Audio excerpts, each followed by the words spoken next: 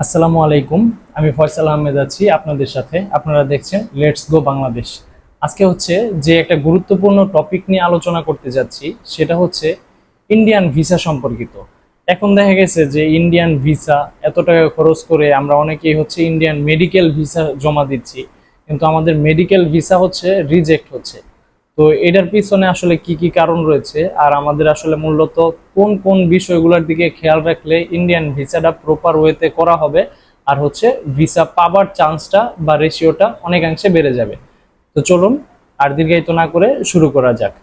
সর্বপ্রথম হচ্ছে আমরা ইন্ডিয়ান মেডিকেল ভিসা করার জন্য যে দিকটার উপরে খুব বেশি নজর দিব, সেটা হচ্ছে আমাদের রোগের ধরনটা আসলে কি।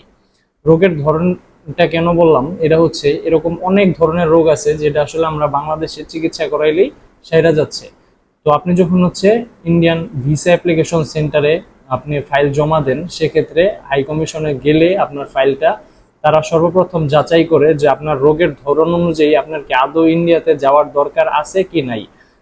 তারপরে হচ্ছে বাংলাদেশে আপনার কি পরিমাণ রিপোর্ট অথবা প্রেসক্রিপশন রয়েছে, আপনি বাংলাদেশে আসলে ঠিক কয়টা জায়গায় কয়টা ডাক্তারের শরণাপন্ন হয়েছেন, কোন কোন রিপোর্ট আপনার বা প্রেসক্রিপশন আপনার কাছে আছে, বা আদৌ হচ্ছে আপনি বাংলাদেশে প্রপার ওয়েতে যথেষ্ট পরিমাণ ডাক্তার দেখাইছেন কিনা।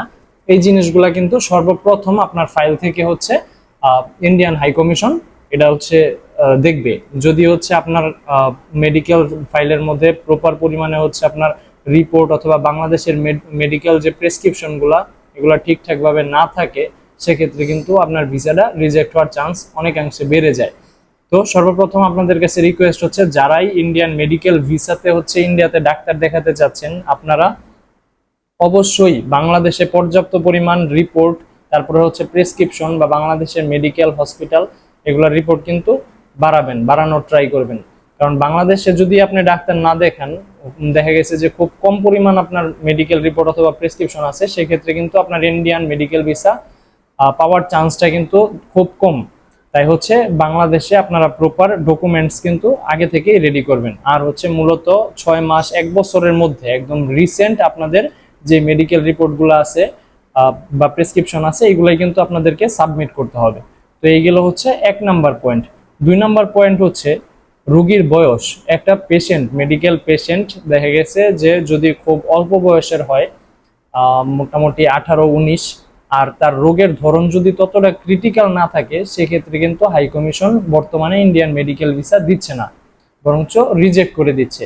তো এক্ষেত্রে রোগীর বয়স কিন্তু ম্যান্ডেটরি। দেখা গেছে যে একটা অল্প বয়সী ছেলে অথবা মেয়ে ইন্ডিয়াতে গিয়ে মেডিকেল ভিসায় যাওয়া যে আসলে দরকার, নাকি শুধু শুধু হচ্ছে অন্য কোনো কারণে যাচ্ছে, মেডিকেল ভিসাটা দেখা গেছে যে জাস্ট ভিসা পাওয়ার ক্ষেত্রে হচ্ছে গিয়া তাড়াতাড়ি পাওয়ার ক্ষেত্রে হচ্ছে মেডিকেল ভিসা হিসেবে জমা দিচ্ছে, এই জিনিসটা কিন্তু হাই কমিশন খুব ভালোভাবে নজরদারি করে। তো অবশ্যই আপনার যদি রোগীর বয়স অল্প থাকে, সেক্ষেত্রে এটার সমাধান হচ্ছে রোগীর সাথে অবশ্যই অ্যাটেন্ডেন্স হিসেবে রোগীর পরিবারের কারণে জমা দেওয়া কিন্তু বাধ্যতামূলক। হইতে পারে রোগীর বাবা অথবা মা অথবা ভাই অথবা বোন, এরকম টাইপের কিন্তু অ্যাটেন্ডেন্স দেওয়া মাস্ট বি দরকার। আর সেক্ষেত্রে কিন্তু আপনার ভিসা পাওয়ার পসিবিলিটিটা অনেকাংশেই বেড়ে যাবে। আর হচ্ছে মোটামুটি আপনার রোগীর বয়স যদি অনেক বেশি থাকে, দেখা গেছে যে রোগী একা একা চলতে ফিরতে পারে না, সেক্ষেত্রেও কিন্তু রোগীর পরিবারের পক্ষ থেকে অ্যাটেন্ডেন্স দেওয়া অবশ্যই জরুরি। একটা পেশেন্ট দেখা গেছে যে বয়স হচ্ছে 50-60+, তো পেশেন্ট তো নিজেই হচ্ছে চলাফেরা করতে কষ্ট হয়ে যায়। এক্ষেত্রে শুধু যদি পেশেন্ট একা মেডিকেল ভিসার জন্য অ্যাপ্লাই করে, তার কিন্তু রিজেক্ট যাওয়ার চান্স অনেক বেশি থাকে। হাই কমিশন চায় যাতে অনেক বেশি বা বার্ধক্যের জনিত কারণে যারা হচ্ছে অসুস্থ ইন্ডিয়াতে মেডিকেল ভিসা নিয়ে যেতে চাচ্ছেন, তাদের সাথে কিন্তু ফ্যামিলি থেকে দেখা গেছে যে আপনার ছেলে অথবা মেয়ে যে কোনো একজন অ্যাটেন্ডেন্স নিয়ে যাবেন, এটা হচ্ছে দরকার। 3 নম্বরে হচ্ছে ইন্ডিয়ান ডাক্তারের অ্যাপয়েন্টমেন্ট লেটারটা যাচাই করে নেবেন। আপনি যে ইন্ডিয়ান ডাক্তারের মেডিকেল অ্যাপয়েন্টমেন্ট লেটার নিয়ে আসতেছেন, যেই হসপিটালে বা যেই ডাক্তারের কাছে আপনি দেখাবেন, ওই অ্যাপয়েন্টমেন্ট লেটারটা যে আপনি নিয়ে আসতেছেন, অবশ্যই যাচাই করে নেবেন যে এটা আসলেই অথেন্টিক কিনা। আপনি যদি কোনো এজেন্টের মাধ্যমে নিয়ে আসেন অ্যাপয়েন্টমেন্ট লেটার বা হচ্ছে ভিসা ইনভাইটেশন লেটার, আপনারা কিন্তু নিজ দায়িত্বে একটু চেক দিয়ে নেবেন যে যেই হসপিটালের বা যেই ডাক্তারের অ্যাপয়েন্টমেন্ট লেটারটা আপনার এজেন্ট বা হচ্ছে আপনি নিজে আনছেন, এই জিনিসটা কি আসলেই প্রপার ওয়েতে অথেন্টিক কিনা।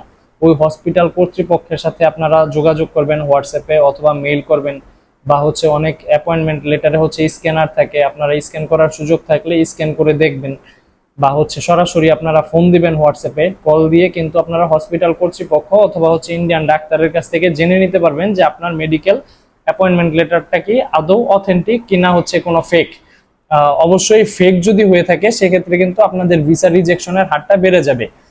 আপনারা ট্রাই করবেন যে যে কোনো একটা ট্রাস্টেড এজেন্টের থ্রুতে অথবা হচ্ছে আপনি নিজে ইন্ডিয়ান ডাক্তারের অ্যাপয়েন্টমেন্ট লেটারটা নিয়ে আসা যায় কিনা।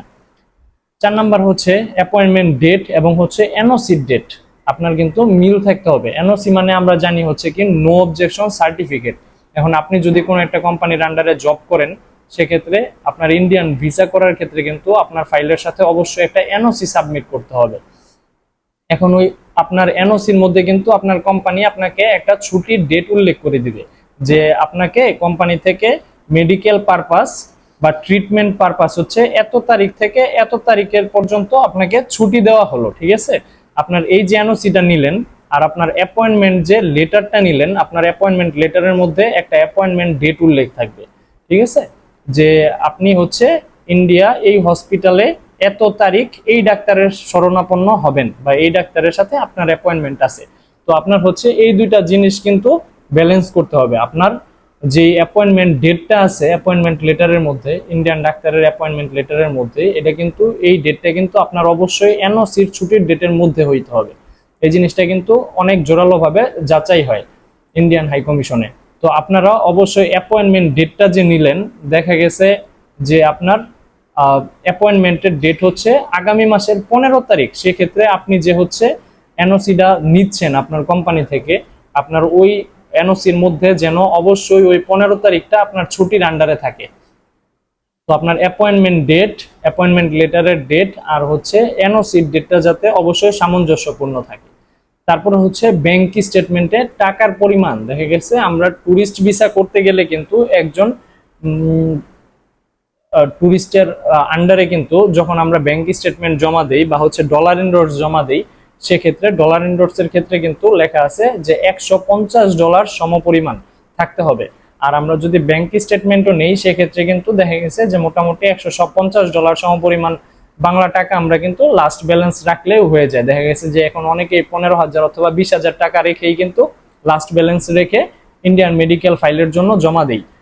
কিন্তু আপনার যখন হচ্ছে মেডিকেল ভিসা তখন আপনারা ট্রাই করবেন টাকার পরিমাণটা হচ্ছে যেন আরেকটু বাড়ানো যায়। আপনার হচ্ছে সর্বনিম্ন এন্ডোর্স যদি করেন তাহলে হচ্ছে $200 সর্বনিম্ন রাখার ট্রাই করবেন। $200 উপরে আপনারা যতই রাখেন না কেন সমস্যা নাই। আর হচ্ছে ব্যাংক স্টেটমেন্ট যদি আপনারা শো করেন সেক্ষেত্রে জন প্রতি আপনারা ট্রাই করবেন 30,000 টাকা মাস্ট বি রাখতে আপনার অ্যাকাউন্টে লাস্ট ব্যালেন্স হিসেবে। কারণ আপনি কিন্তু ঘুরতে যাচ্ছেন না, আপনি যাচ্ছেন হচ্ছে ট্রিটমেন্ট পারপাস। সেক্ষেত্রে কিন্তু আপনার অ্যাকাউন্টে দেখা গেছে লাস্ট ব্যালেন্সটা যদি একটু বেশি না হয়, আপনার হাই কমিশন কিন্তু আপনাকে ভিসা দিতে, মোটামুটি একটা মেডিকেল ভিসা দিতে কিন্তু দ্বিধাদ্বন্দ্বে বোধ করে। সেক্ষেত্রে আপনারা ট্রাই করবেন যদি ব্যাংক স্টেটমেন্ট দেন জন প্রতি 30,000 টাকা মাস্ট বি রাখতে লাস্ট ব্যালেন্স। যদি আপনি একা যান সেক্ষেত্রে, যদি আপনার সাথে একজন অ্যাটেন্ডেন্স যায়, আপনার যদি এই একই ব্যাংক স্টেটমেন্ট থাকে সেক্ষেত্রে জন প্রতি 30,000 হিসাব করে 2 জনের ক্ষেত্রে 60,000 টাকা লাস্ট ব্যালেন্স রাখার ট্রাই করবেন। আর যদি ব্যাংক স্টেটমেন্টটা আলাদা আলাদা পার্সন দেন সেক্ষেত্রে হচ্ছে জন প্রতি 30,000 রাখলেই কিন্তু এনাফ। তারপরে হচ্ছে যে মিশনের আন্ডারে আপনি ফাইলগুলো সাবমিট করতেছেন, যদি আপনার দেখা গেছে যে আপনি ঢাকা বিভাগের আন্ডারে যে কোনো একটা হসপিটালে আপনি ডাক্তার দেখাইছেন, সেক্ষেত্রে আপনি ট্রাই করবেন যে ঢাকা মিশনের আন্ডারে আপনার ফাইলটা সাবমিট করতে। যদি এরকম হয়ে থাকে যে আপনি ডাক্তার দেখাইছেন রাজশাহীতে, সেক্ষেত্রে আপনার ওই রাজশাহীর মেডিকেল রিপোর্ট, প্রেসক্রিপশন, এই জিনিসগুলো যদি আপনি ঢাকায় আবেদন জমা দেন, আপনার যদি ঢাকার কোনো মেডিকেল রিপোর্ট অথবা প্রেসক্রিপশন না থাকে সেক্ষেত্রে কিন্তু আপনার ভিসা পাবার চান্সটা অনেক কমে যায়। তাই আপনারা ট্রাই করবেন আপনারা যেই জেলাতে বা যেই বিভাগের আন্ডারে হচ্ছে আপনারা মেডিকেল রিপোর্ট অথবা প্রেসক্রিপশন অথবা ডাক্তার দেখাইছেন, আপনারা ওই বিভাগের যে মিশন আছে ওই মিশনের আন্ডারে কিন্তু আপনারা ভিসা জমা দেওয়ার দিলে দেন হচ্ছে আপনাদের ভিসা পাওয়ার চান্সটা অনেকাংশে বেড়ে যাবে। তো এই হচ্ছে মোটামুটি বিষয়। আরেকটা জিনিস ক্লিয়ার করার ট্রাই করি, যারা হচ্ছে মোটামুটি ভাবতেছেন যে আমি 1 বছর পর বা 6 মাস পর হচ্ছে ইন্ডিয়া যাব মেডিকেল ট্রিটমেন্ট পারপাস, আমার মেডিকেল ভিসা লাগবে, আমি ইন্ডিয়াতে গিয়ে ডাক্তার দেখাবো, তারা এখন থেকেই হচ্ছে একটু চেক দিয়ে নেবেন আপনারা যে ডাক্তারটা দেখাচ্ছেন ওখানে আপনার ডাক্তারের রিপোর্ট অথবা হচ্ছে আপনার প্রেসক্রিপশন অথবা হচ্ছে অন্যান্য যে ডকুমেন্টস আছে বাংলাদেশের এগুলা আপনি এগুলা যে প্রেসক্রিপশন বা রিপোর্ট গুলাতে আপনার নাম আর হচ্ছে আপনার পাসপোর্টের নাম কি সেম সেম আছে কিনা, এবং আপনার বয়স, আপনার পাসপোর্টের জন্ম তারিখ অনুযায়ী কিন্তু আপনার বয়সটা একদম সামঞ্জস্যপূর্ণ রাখা উচিত। যেমন দেখা গেছে যে আপনার বাংলাদেশে আপনি মেডিকেল রিপোর্ট যেগুলো আছে আপনার ডাক নামে ওই রিপোর্টগুলো অথবা প্রেসক্রিপশনের মধ্যে নাম রাখতেছেন জাস্ট হচ্ছে আপনার ডাক নামটা, কিন্তু আপনার পাসপোর্টে কিন্তু আপনার ফুল নেম আছে। তাই আপনারা হচ্ছে ট্রাই করবেন যে আপনার পাসপোর্ট অনুযায়ী আপনার মেডিকেল রিপোর্ট প্রেসক্রিপশনের যে নামগুলা এগুলা দেওয়ার ট্রাই করবেন। আর হচ্ছে আরেকটা জিনিস যেটা বললাম যে অবশ্যই আপনার জন্ম তারিখ, পাসপোর্টে যে জন্ম তারিখ আছে আপনার এনআইডি কার্ডে যে জন্ম তারিখ আছে ওই অনুযায়ী হচ্ছে আপনার বাংলাদেশের প্রেসক্রিপশন অথবা হচ্ছে বাংলাদেশের যে রিপোর্টগুলো আছে ওইগুলোতে আপনারা বয়সটা দেওয়ার ট্রাই করবেন। তো মোটামুটি আমার এই চ্যানেল লেটস গো বাংলাদেশ, আপনারা কিন্তু আমার এই চ্যানেলে ইন্ডিয়ান ভিসা সম্পর্কিত অনেক ধরনের ইনফরমেশন পেয়ে যাবেন। আশা করি যে আপনারা আমার চ্যানেলের ভিডিওগুলো অন্যান্য ভিডিওগুলো যদি একটু স্ক্রল ডাউন করেন সেক্ষেত্রে কিন্তু অনেক ভিডিওই পাবেন। হয়তোবা আপনার বা আশেপাশে বা আপনার যে কারোরই হচ্ছে এই ভিডিওগুলোর ইনফরমেশন অনেক দরকার, তো যাদের হচ্ছে আপনার এই ইনফরমেশনটা দরকার অবশ্যই হচ্ছে ওনাদেরকে আপনার এই ভিডিওটা ফরওয়ার্ড করে দিবেন। আর ভিডিওটি যদি ভালো লেগে থাকে বা হচ্ছে ইনফরমেটিভ কিছু আপনার উপকৃত হয়ে থাকেন আপনি সেক্ষেত্রে একটা লাইক দিবেন। আর হচ্ছে যদি আপনাদের কোনো ব্যক্তিগত সমস্যা থেকে থাকে ইন্ডিয়ান ভিসা প্রসেসিং সম্পর্কিত সেক্ষেত্রে অবশ্যই কমেন্ট করবেন। আমি আশা করি যে পরবর্তী কোনো একটা ভিডিওতে আপনাদের সেই সমস্যার সঠিক ইনফরমেশন দিয়ে সমাধান করার ট্রাই করব। সে পর্যন্ত ভালো থাকবেন, সুস্থ থাকবেন, আল্লাহ হাফেজ।